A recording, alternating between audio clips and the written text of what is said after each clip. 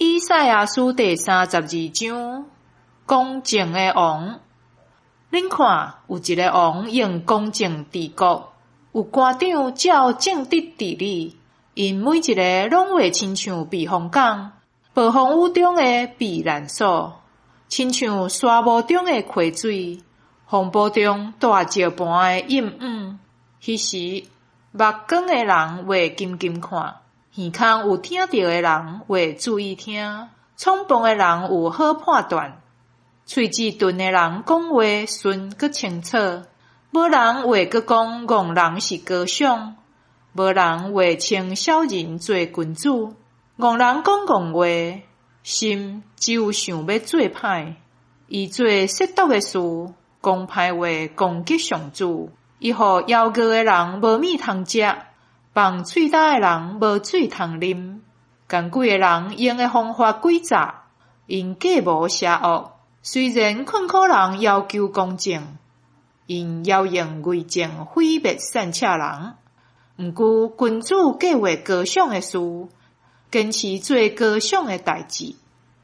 审判甲复兴，清闲的妇人人啊，起来，来听我的话。无看无路的查某囡仔啊，着注意听我讲的话。恁遮的无看无路的查某囡仔啊，各过一年外，恁袂惊吓，因为无铺道通挽，无果子通收成。清闲的妇人人啊，着皮皮喘；无看无路的查某囡仔啊，着惊惊吓吓，着赤身裸体，摇下满步，着为着好的田地。为着结一拍一拍的葡萄树，对兴哀哭。我主民的土地会发刺皮甲杂草，快乐的城市，欢喜的家园嘛会安尼。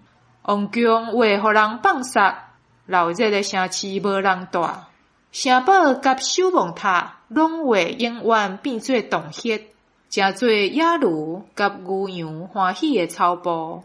到上帝找伊的神对顶面拼落来互咱。迄时，旷野会变做肥的园，肥的园会亲像树林。迄时，公平要住伫旷野，公义要歇伫肥嫩的土地。公义的功效是和平，公义的效果是平静安稳，直到永远。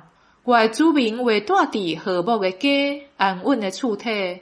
通歇困无受搅扰的所在，虽然树林受冰雹毁坏，城市受拆毁变做边地，毋过恁遮会伫溪边野种，互牛驴会当自在食草的人，实在有福气。